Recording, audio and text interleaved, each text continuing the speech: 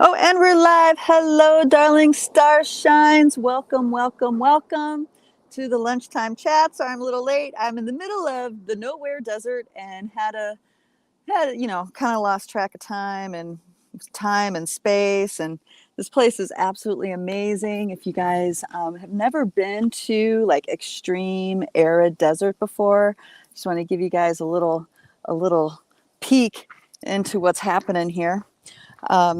So while I make over to the landscape, I want to say welcome everybody to the Lunchtime Chats. My name is Christina and I am an acceleration expert. And we are here to talk about these topics and issues that are significant for us star thieves and way showers and new paradigm visionaries. So get ready for magnificent beauty. You guys, hopefully you can see this. This is some of the most amazing desert I have ever been to. Magic abounds here. The energy vortexes are absolutely off the hook. Check this out. This is right on the border between the US and Mexico. The Rio Grande runs through here.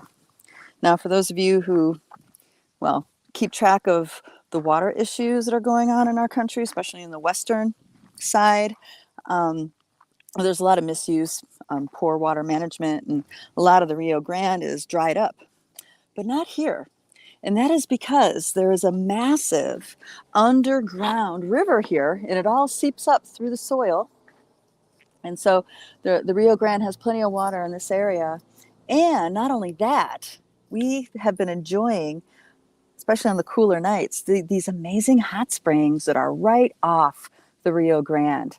So we hang out and soak in the hot springs late at night and then plunge into the Rio Grande and then go back into the hot springs. So we even get like the hot cold plunge benefit, which is one of my favorite parts. And it's been a full moon, so it's been very, very lit up at night.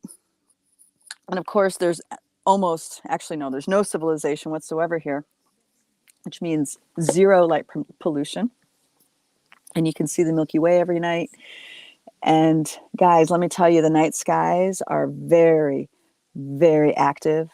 Even in the middle of the night, I woke up and was just impulse to go outside and look up. And there were so many ships, like more ships than I could count. It was amazing. It's, not just the stars, you see satellites moving like little points of light, but then you could tell they're not satellites because they'll actually change their trajectory.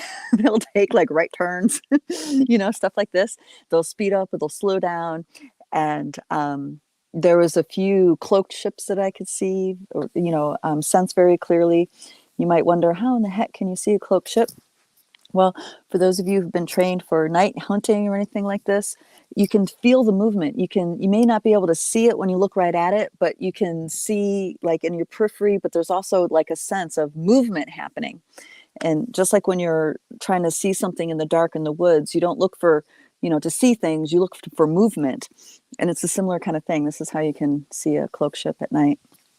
And there were several of those. Wow, wow, wow, this place is amazing.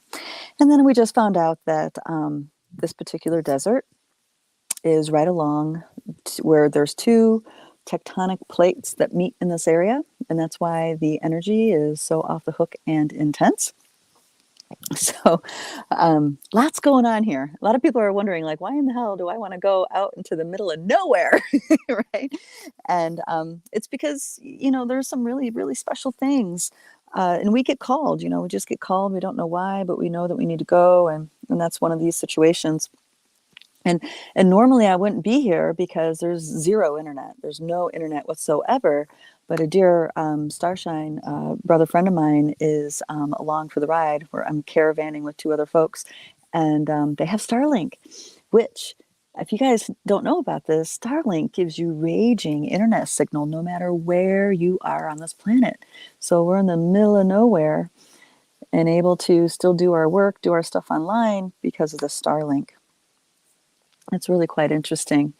So if you're an RVer, if you're a full-time traveler, you might want to consider this as an option, because it's definitely a game changer, because you can go to places that no one else can go, because you know what I mean, because there's no internet or no phone or anything.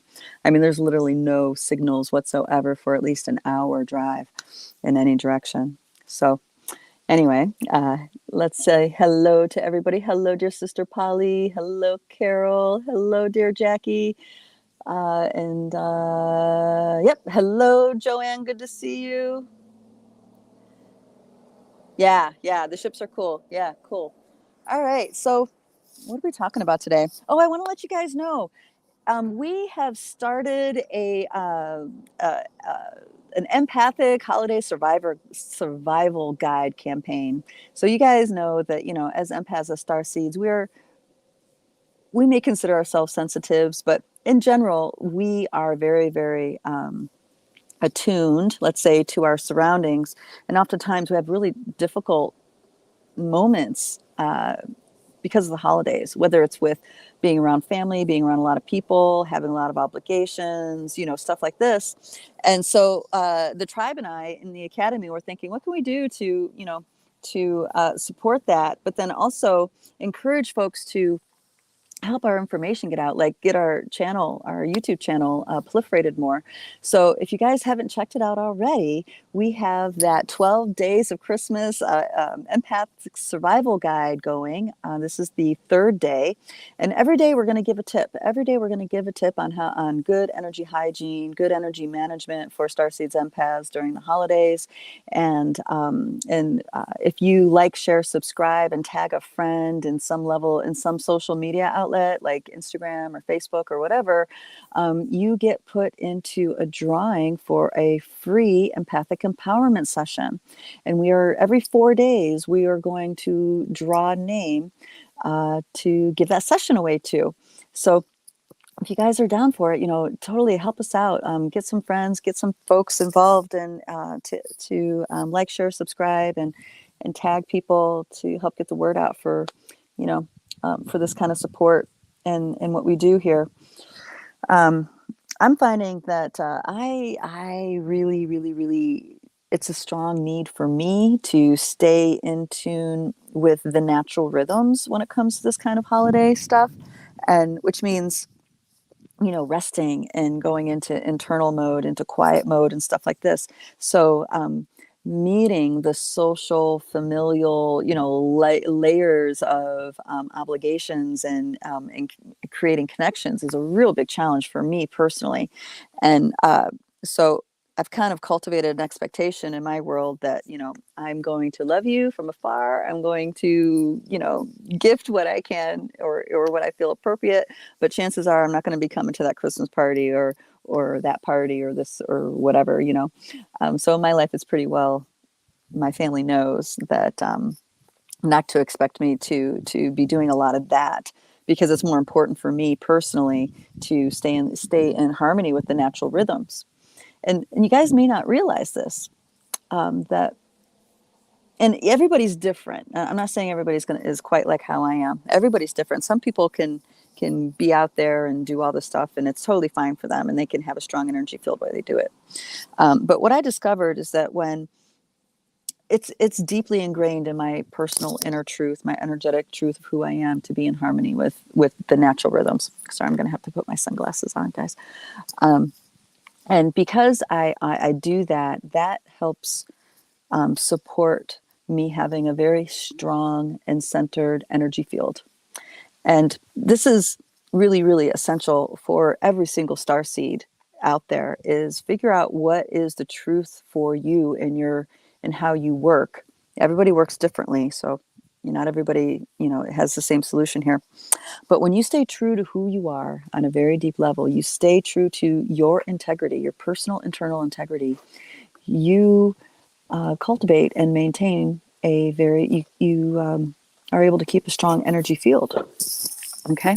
It's when we go against our truth, it's when we go against what we feel is right, or against impeccability or our integrity to meet the social demands, do we weaken our own energy field. We weaken our own, we start leaking energy out, and then stress starts to become a major part of our engagement.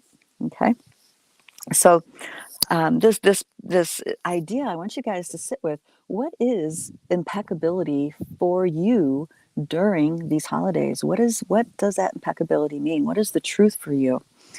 Some people love socializing and connecting to people and feeding people and doing the parties and all that stuff. And that's something that they really love to do. And they thrive on that. If that's you, rock on, right?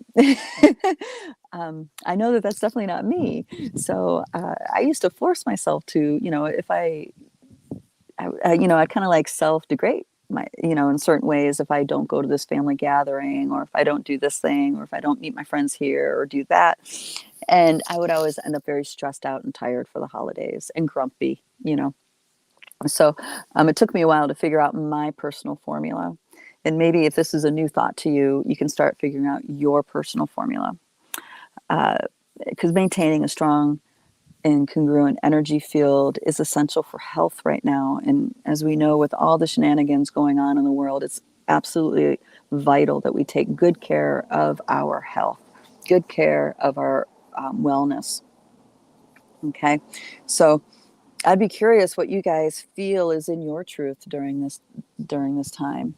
Is it a really high priority to build connection with others? Is it a high priority to go into hermit mode? Is it a high priority to weave the sacredness back into these times? Where are you guys at with that? I remember there was a group of ladies I used to gather with every year, and we would do a solstice ceremony. And women from all walks of life would gather, and we'd gather at a friend's house and do a simple ceremony in her basement. And I remember it being so, so, so nourishing, so nourishing. I looked forward to that event every year.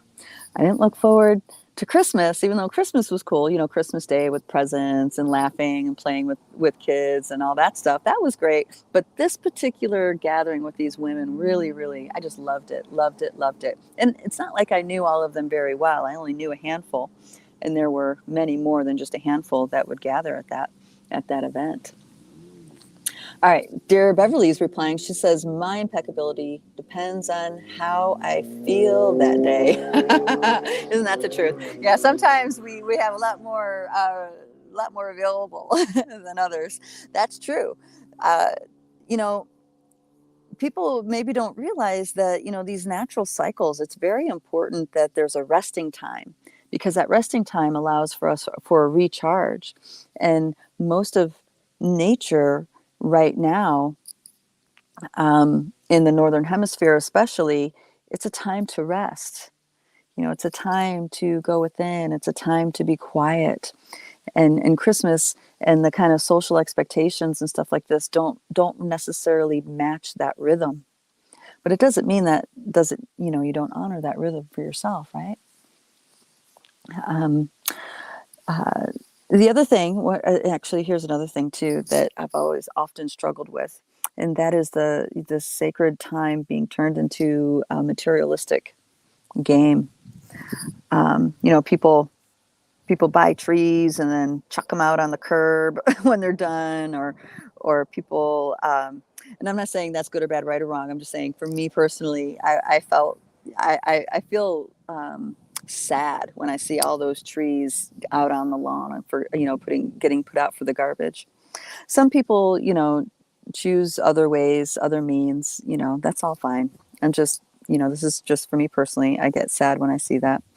But then sometimes, people buy a lot of junk and a lot of things are getting thrown out. I mean, there's a level of eco responsibility, material responsibility that some of us might feel during these times. And perhaps we get triggered when we see what the standard operating procedure is for folks, And so how do you stay in tune? How do you stay impeccable in relationship to that? Last year, a dear starshine from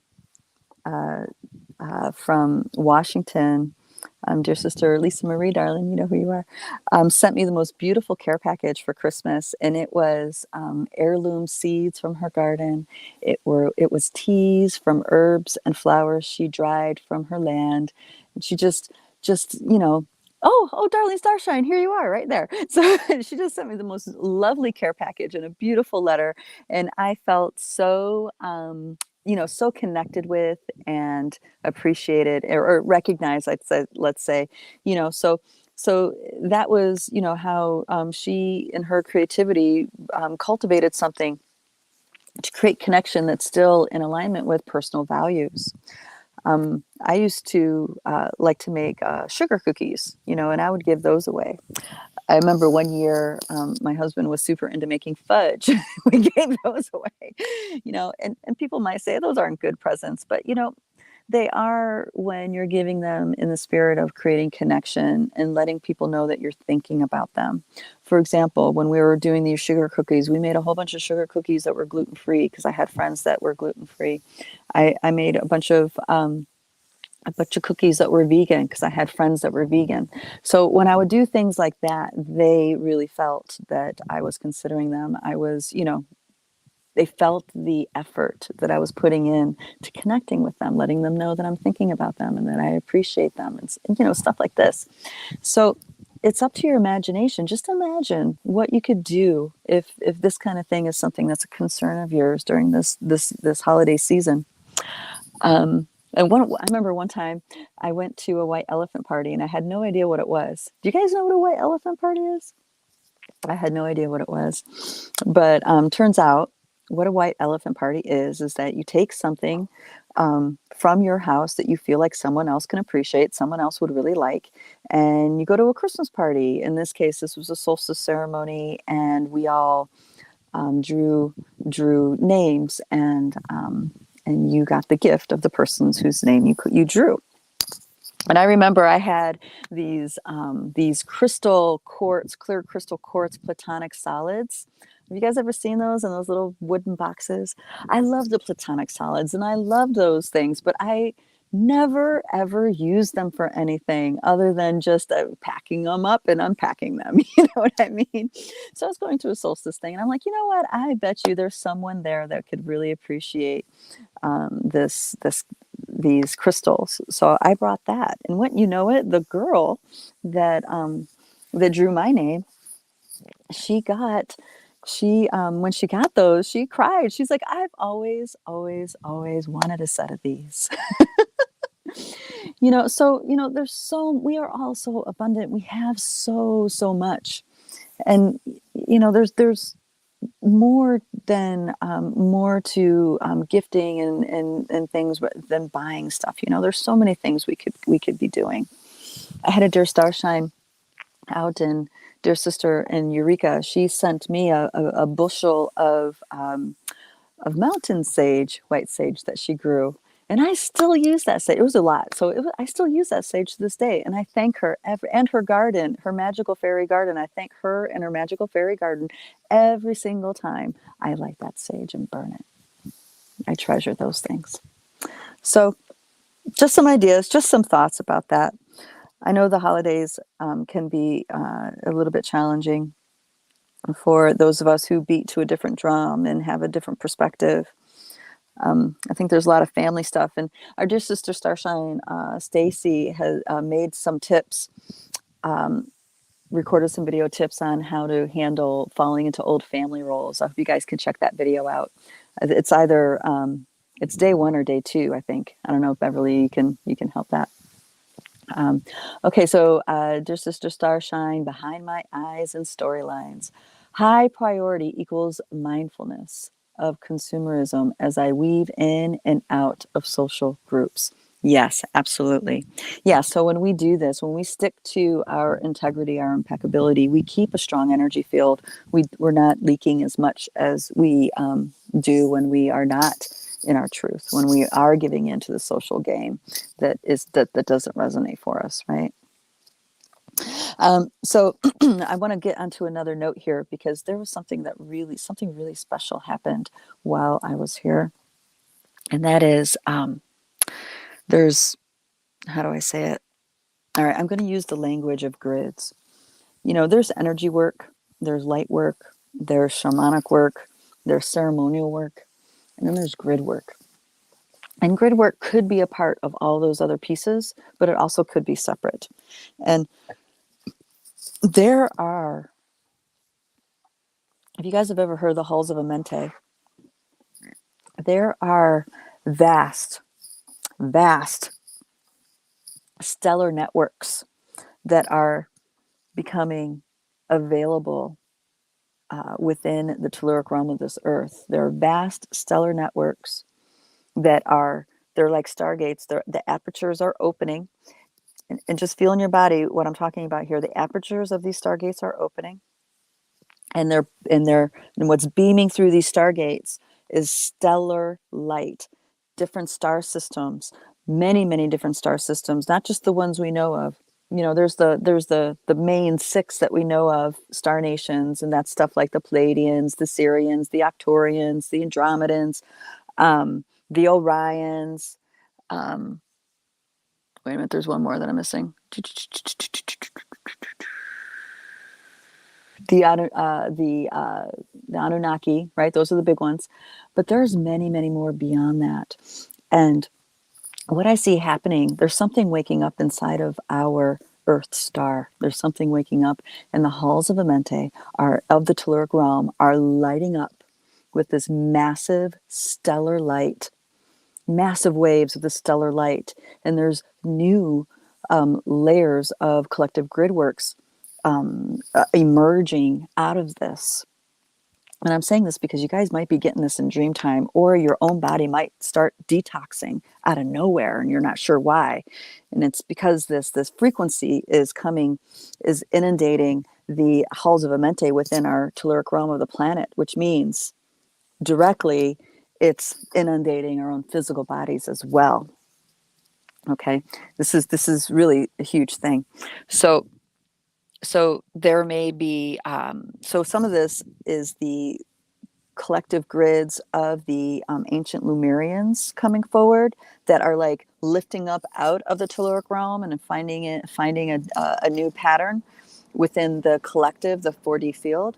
But there's also, and this one's really interesting, there is also a collective, a grid that's emerging out of these halls of Amente that hold the frequencies of Atlantis, but not the incepted Atlantis, the actual alternate reality Atlantis that has never known inception, that has never fallen, has never been invaded, never been incepted with fear programs, and is alive and well and shining. So I just want to point these pieces out because this could be coming forward in your guys' dream time, and like there's new layers available to us now that we didn't have before. And it helps to have a little bit, an understanding. It helps us see things in another way. And so, all as these stellar networks come online, more and more and more, we're going to have massive epiphanies as a collective species. Us starseeds, way showers, as individuals, our epiphanies are going to come, right? Because we're already on the cutting edge of that. But the rest of the collective, too, are going to have massive awakenings. And this is good news for us all. I feel like this is really great news. All right, dear sister Soul Schooling says, "Oh wow, you just connected something big with this." Yes, thank you. Cool. See, I knew you guys would be on this. Yeah. Yeah. I mean, I'm blown away watching all this stuff happen. And that's the other thing. Iron. All right, so the core of our Earth. And this is scientific research done by Barbara Hand Clow in the book called Alchemy of the Nine Dimensions. The core of our Earth, it's been validated via scientific means, is an iron crystal core. And another aspect of these halls of Amente getting inundated with the starlight, with the stellar frequencies and consciousness, is that iron is getting recoded. Iron, the actual element iron, is getting recoded. Okay. And it feels like it's clearing the decks in a lot of ways. Now, there is a healing practice, and I can't remember the modality, and I'm super sorry I can't give you guys the name. But in this healing practice, it's a physical detox system where you bring in, where you balance the copper and the iron in your body. And the metaphor that they use is that when you have too much iron in your body, you have a lot of like rebel without a cause kind of energy. Okay, rebel without a cause, like, just ready for a fight, ready for whatever. And this might manifest as, if you guys have ever been in a situation where in your mind thoughts you're just fantasizing getting challenged and then coming out as a badass and and winning the battle or the fight, or imagining what you would do if someone tried to break in your house and or someone would try to break into your car, or you know what I mean, that those mind thoughts that have no connection into reality but are still mind thoughts inside have in this particular tradition been connected to renegade iron. Okay, renegade iron in our body. And the way to mitigate renegade iron is to introduce the element of copper, which is like bringing the council of wise elders in relationship to iron. Okay, so because I have this in my awareness, the wise elders of the copper frequency help reorganize and give purpose to the iron element. So it's not so, edgy and ready for a fight or confrontation or battle or whatever. So when I'm talking about the iron crystal core getting recoded, I'm talking about iron is getting its nature, its very nature is getting shifted. Its very nature is changing. Okay.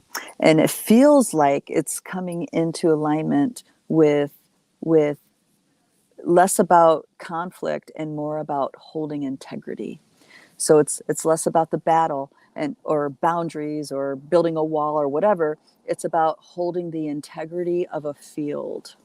And this is profound for all of us because we all are connected to the Pachamama. We all have the frequencies of iron within our blood, within our bodies. We all, our very baseline rhythm is the heartbeat of the mother within our physical bodies.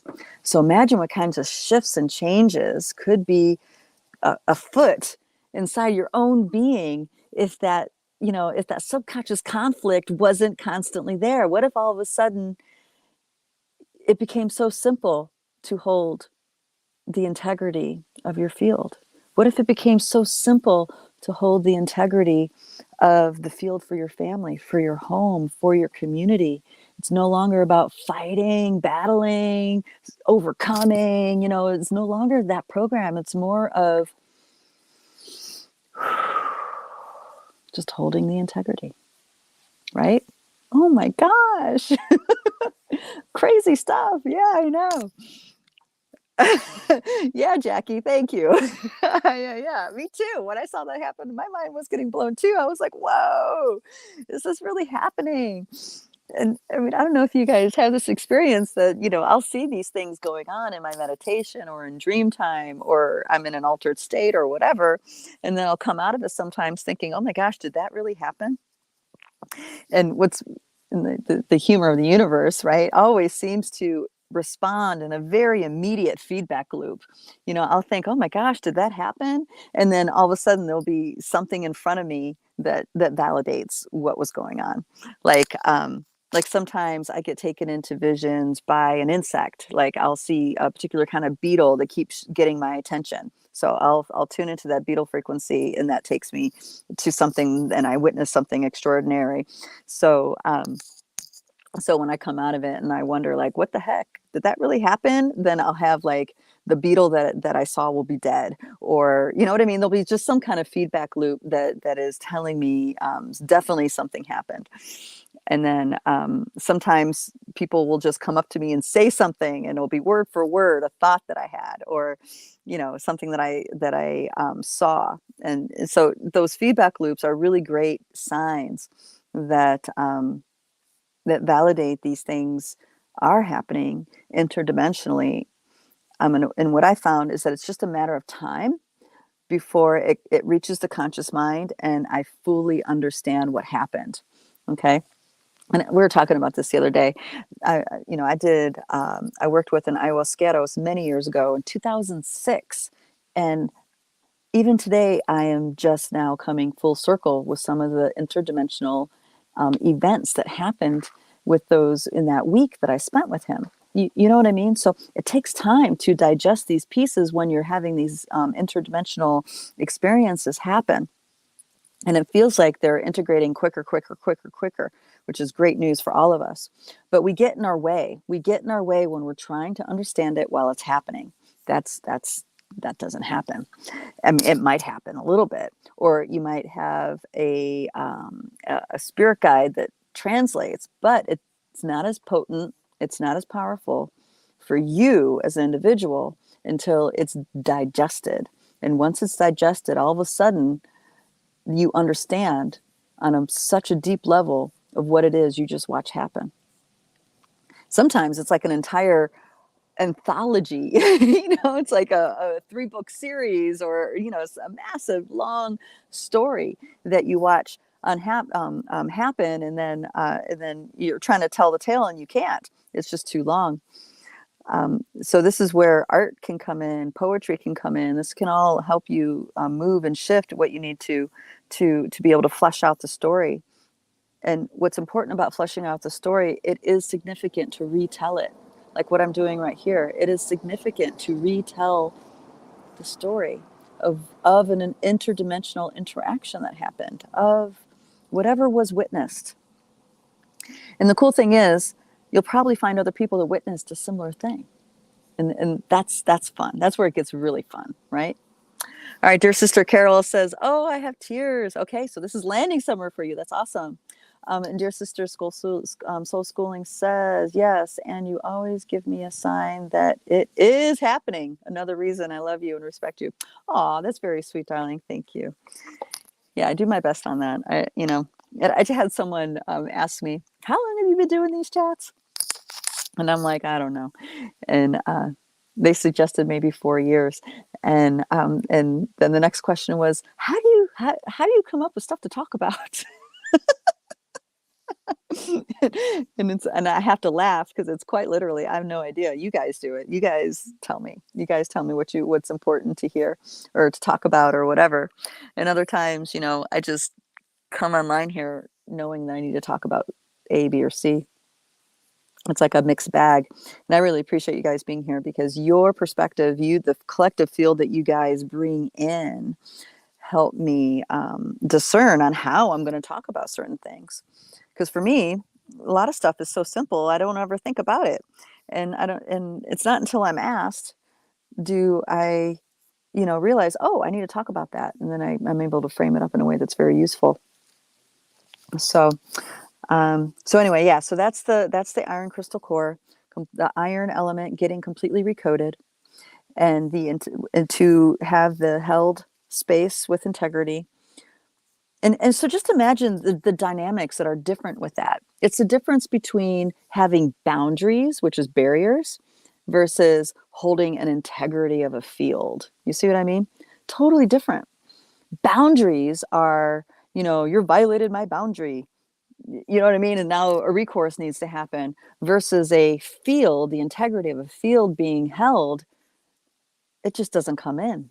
It's just, nope, it just doesn't come in. There's no boundary. It's more of a field of integrity. So a person's field can overlap that field, but the integrity of that field is held so solidly, it becomes a meeting place, versus a boundary that someone needs to traverse, or a boundary that someone needs to let you in. Energetically, this means a lot. Energetically, this is a very, very, very significant difference. All right, dear sister Joanne says, yes, sometimes digestion takes so long that we forget what we've eaten until it assimilates. That's true. Yeah, I agree with that, Joanne. Absolutely, I agree with that. It's so funny how that happens. And lately there's been so much going on. There's so much to digest. There's so much to bring through. It's really amazing. I'm so glad that we have a group of people doing this, because if I were on my own on this, I don't know, I'd be tired. I mean, I do get tired, but not from being by myself. I'm getting into the sun, because one of the other little things about the desert is that it's like 20 degrees colder in the shade than, than in the sun. Okay. So, so after this, we are going to, I'm going to be going through New Mexico and going into Arizona. I'm going to keep doing this grid work. That, I think, yeah, I'm going to keep doing this grid work. So I may, put out a little call for you guys, if those of you who are interested in exploring what this is for yourself. I have a feeling that most of you guys have probably already been doing this kind of work, but just didn't know that's what you were doing. I know that's how it was for me. I've been doing this work for decades without realizing that's what it is. And what it looked like for me in the past, grid work, is that I'd get called to go to a town, a country, a landscape area in the mountains, some waters, and just be there. And for example, I was called to go do a lot of work in Holland several years back, and people would take me to places. I was taken to a city of light where the whole village was painted white. The whole village was painted white, and there was a cathedral in the center of town where there was literally a sacred pillar of light that penetrated through the cathedral and into the telluric realm of that village. I had no idea about anything, right? And somebody that I met on that journey was just like, I really need to take you there. He was very insistent. I really need to take you there. And so he did. And everything was closed. He wanted to take me like into the cathedral. But what we did was, I felt really drawn to walk in circles around the outskirts of the village and then around the cathedral. And I didn't know why, but I knew I wanted to do that. I knew it was really important. And so I did. And when I was done, I get back on the train to go back to the city, and I felt like I did something. I felt like something was completed. I couldn't touch it with my mind what it was, but I knew something came to completion that was important to be completed. That's all I knew. And that kept happening over and over and over again, all over that tiny little country. And one time I was taken to a mound that was no longer a mound. You know how we have mounds, like in Ohio, the sacred mounds? They call them burial mounds, but they're not burial mounds. They're actually records. They're telluric realm records of energy, of consciousness, of events, of kind of like time capsules, stuff like this. They're used for many things. And I was taken to this ancient mound that's no longer a mound. It's actually a pond because they dug it out. And on my way to the site, I get sidetracked. Someone says, "Oh, hey, I have to tell you the story," and she takes me into this temple and says, "This mound belonged to King Vinaldum, and this king was really well known because he, and I don't know why they celebrated this, but he cut down the last ancient oak tree." And somehow, for some reason, this was celebrated. And I didn't understand why it was celebrated. But they took me to the stump of the oak tree. And it was massive, a massive, massive oak tree. Kind of the size of a tree you would find in old growth jungle, you know? And I remember thinking in horror, why is that something to celebrate, to cut down these trees? And so I do that, and I don't know, we actually took our picture with the stump. I don't know why. And then I continue down this walking path to the mound, or to where the mound used to be. And the local school, elementary school, someone there is fairy, or is in tune with the fairy. These kids had this project of decorating the trees, decorating the forest. So they all made little fairy gifts. They all made like these different really cool gifts for the forest, for the spirit. So I went from being heartbroken at the story of this mound, or I'm sorry, at this giant ancient tree stump, right? Completely heartbroken and confused. I was so confused by that. And then I walk into, then I'm going into this active elemental realm with all of these gifts made by these school children to the nature spirits. So I went from that heartbreak into this beautiful blessing, feeling so blessed and so happy that these children did this, and that the whole path to the pond that used to be a mound was lined with these adorable little gifts hung in the trees. So that particular trip I was very confused by, but I was called there all the same. So mentally I didn't understand it, but of course I went and did what I needed to do. And again, when I left that town and got back on the train, or no, that time I was driven, I got back into the car, I felt like something really special just happened. I couldn't tell you what it was, but it was something very special. And so way later, I find out that in that mound, they found jewelry and gold and all kinds of precious artifacts that below the timeline, their traditional timeline out of the water, they were created. It was sophisticated gold, copper, and jewel work that was like thousands and thousands of years before humans were supposed to have that skill. So that was a big marker for me, like, oh, there was something very special about that place, that my mind, of course, didn't touch. All right. Yep. Welcome, Darren. Welcome. So, so I'm just saying this for you guys so you realize, think back in your life when things like this would have come to pass, where you feel really drawn to go somewhere and maybe just sit and meditate. Maybe you go and have a good time. Maybe you get told stories of the lands, songs of the land, songs of the people, whatever.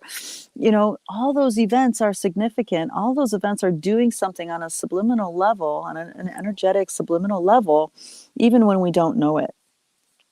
And perhaps you are like me. You've been doing this for years and years and years and not even knowing that's what you're doing. And I feel like, I'm being made aware of it now because it's significant for me to be made aware of it. And I think it has to do with all those stellar networks, because I've been doing stellar network activations for years. Super drawn into that. And I was introduced to those particular activations by the insectoids, an alternate universe Arcturian race that were insectoid.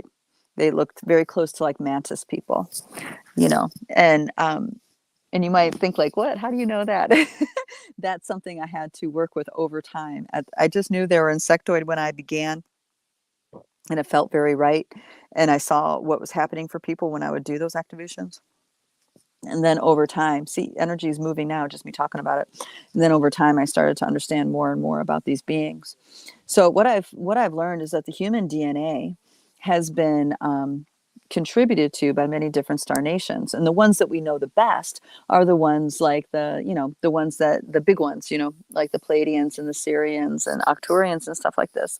But we actually have more than one version of Arcturian DNA gifted to humanity. And that is this alternative universe, Arcturian DNA, which is insectoid, and it has to do. It's directly in connection with our mitochondria. Now, what's cool about this is that, if you guys don't know, our mitochondria is the powerhouse inside of all our cells. Every single cell in our body has mitochondria within it. The mitochondria is the only reason why your body needs oxygen. Okay, so it feeds on oxygen that's for our mitochondria. And this particular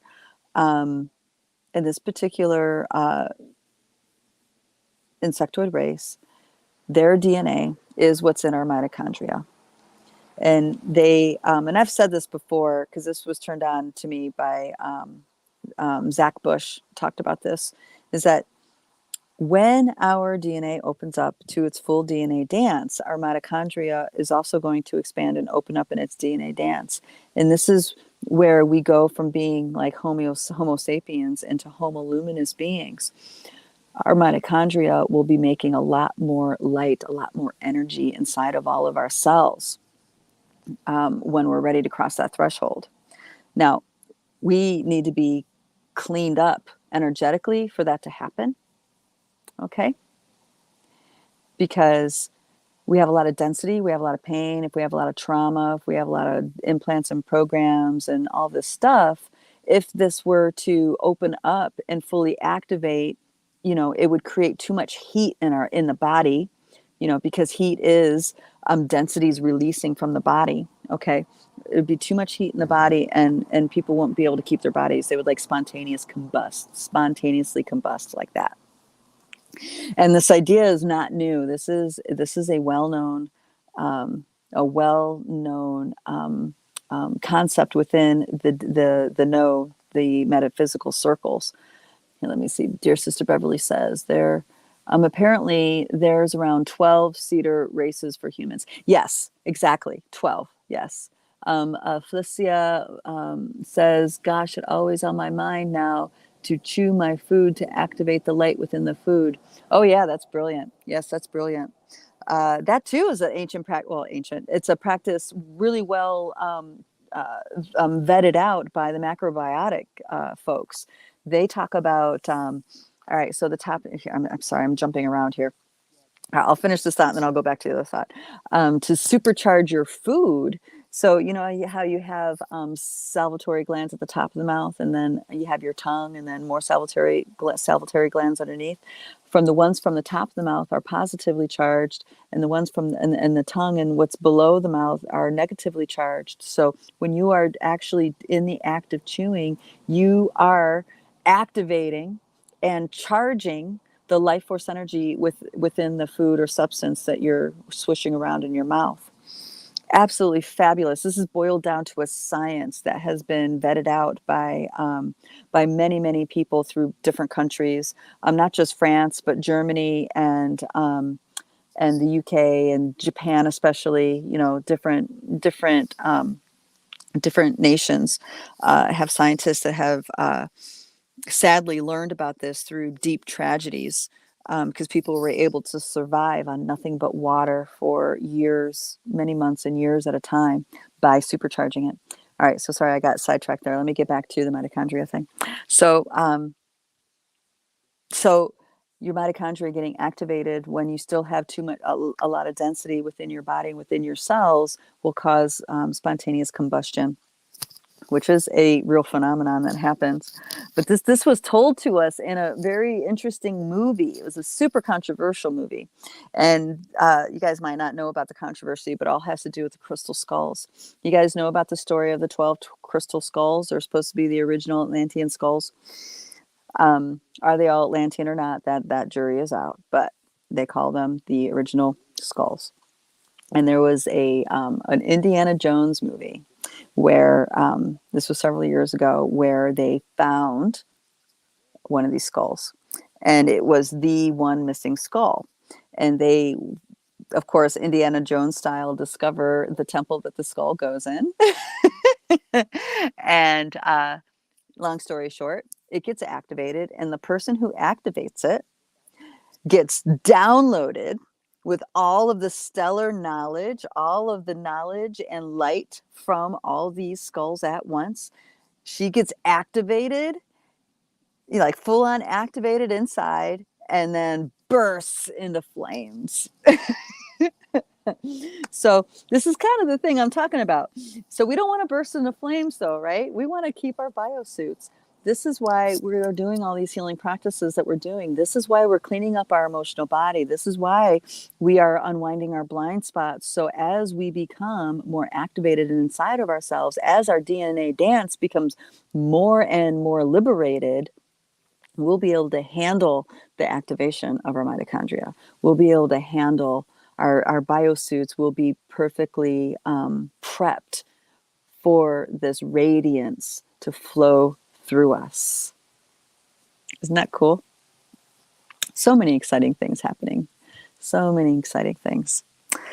So, what else is a big thing? Oh yeah. So if you guys want to start working with that particular part of the DNA, you just simply have your intention to do that. So I suggest making sure that you're tuned in deeply into your inner rhythms, and you're in deep resonance with the core heartbeat of the earth. And once you are anchored in that frequency, then start looking at these other stellar influences of your DNA dance. And you can call on it purely with your intention. So you're deep within the rhythms, you're deep within your heartbeat, right? You're deeply within your physical form, and then you call forward on the frequency of the alternate reality Arcturians that you are a descendant of. Okay? You do it like that. And when you do that, sit with it, just meditate with it, and see what happens.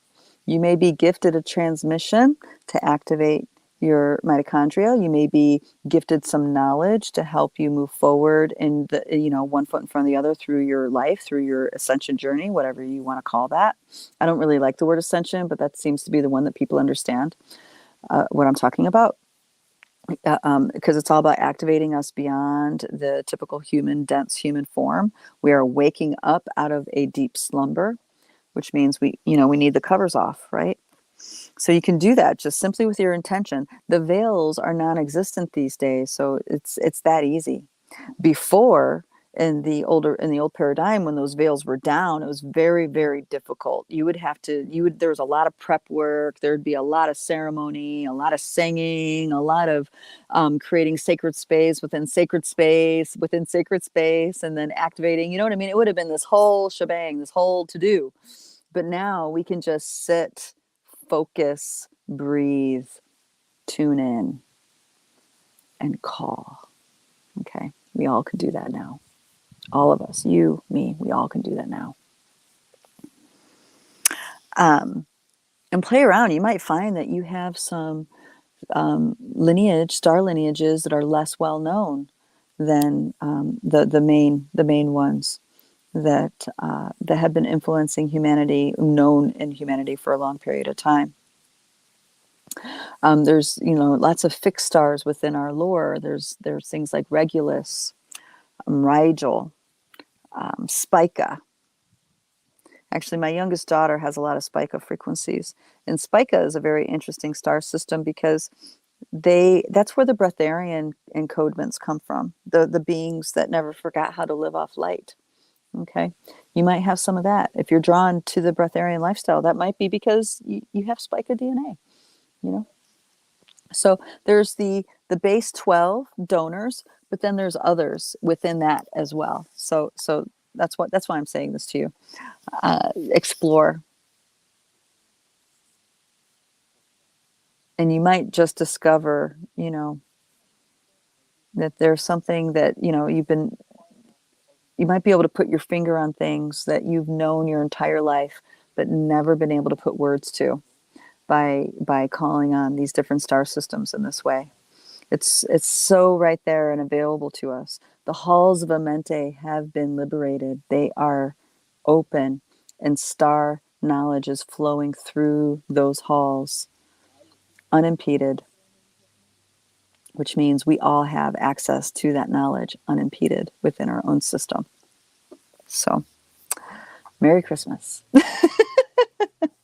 All right, darlings, that is, I'm going to wrap up here. We're running out of, we have to get going. We have a really long drive through the mountains, so I'm going to leave it there. I hope you guys please check out those empathic survival guide tips. Let us know how they are, and if you have questions, post the questions on those recordings. And if you want to win that free, win that free session, it's an empathic empowerment session where we assess your energy field and see where the energy leaks are, what's your weak spots, what's your strengths, stuff like this. I encourage you guys to, all you need to do is like, subscribe, and share, and then tag a friend.